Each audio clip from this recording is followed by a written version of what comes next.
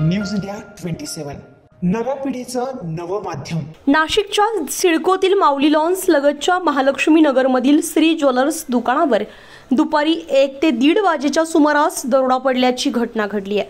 Shri jewellers या दुकानाचे मालक घोडके आणि त्यांची पत्नी हे दुकानात बसलेले असताना दोन अज्ञात इसम तोंडाला रुमाल बांधून आले। त्यांनी घोडके यांना बंदुकीचा धाक दाखवत लाखो रुपयांचा सोन्याचा ऐवज लुटून पसार झाले। 1:45-50 टायमिंग होता दुपारचा।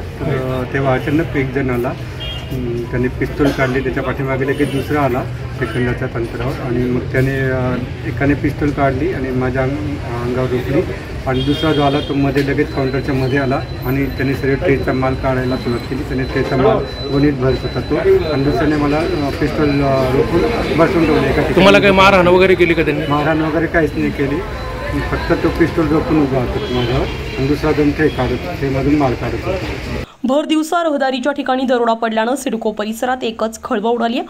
सदर घटनेची माहिती अंबड पोलिसांना समजताच सहाय्यक पोलीस निरीक्षक शेखर देशमुख, उपायुक्त प्रशांत बच्चाव, संदीप मिटके, वरिष्ठ पोलीस निरीक्षक सुनील पवार घटनास्थळी दाखल झाले होते। बसलेली होती मी, हे पण दुकानात होते, मी पण दुकानात होती। मग त्याच्यातनं एक जण मध्ये आलं आणि मला वाटलं कस्टमर वगैरे असतील म्हणून मी उठून इथे उभी राहिली।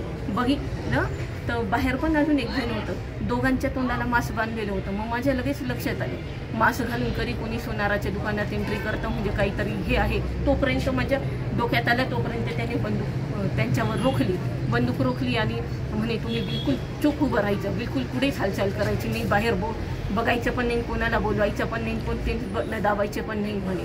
असं त्यांनी म्हटलं। यांना एका ठिकाणी बसवलं आणि म्हणे तुम्ही काहीच करायचं नाही आणि एक जण मध्ये गेलं। जेवढं पण सामान होतं ना दुकानातलं सर्व त्यांनी काढून घेऊन गेले।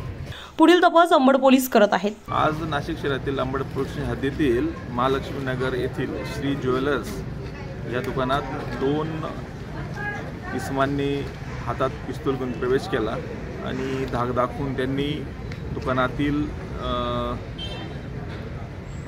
शो असलेलं म्हणजे आता दुकानात असलेलं जवळपास 20-25 तोळे सोनं घेऊन पसार झाले। मोटरसायकल एक 50 मीटर लांब लावलेली होती। तर टोटल एक जण तिथे थांबला, 2 जण दुकानात आले, त्यांनी धाक दाखवून 20-25 तोळे सोनं घेऊन पळून गेले। सदरबाबत गुन्हा दाखल करण्याचं काम चालू आहे। तपास कामी क्राईमची त्याचबरोबर पोलीस स्टेशनची टीम तपाससाठी रवाना करण्यात आलेले आहेत। तर त्यांनी काही रेकी केली होती का पहिले, काय समोर आलंय का? ते CC फुटेजेसवरून तसं वाटतंय, कारण घटनेच्या आधीच्या याच्यावरून ते रेकी केलेली आहे असं दिसतंय।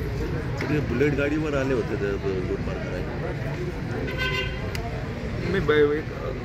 एक बाईक आहे ती अजून आयडेंटिफाय झालेली नाही आहे। एका मोटरसायकल 3 जण दिसत आहेत एका फुटेजमध्ये। भर दिवसात दरोडा पडल्यानं नागरिकांमध्ये भीतीचं वातावरण पसरलेलं आहे। यापुढे पोलीस काय कारवाई करताय हे बघणं आता तितकंच महत्त्वाचं असणार आहे।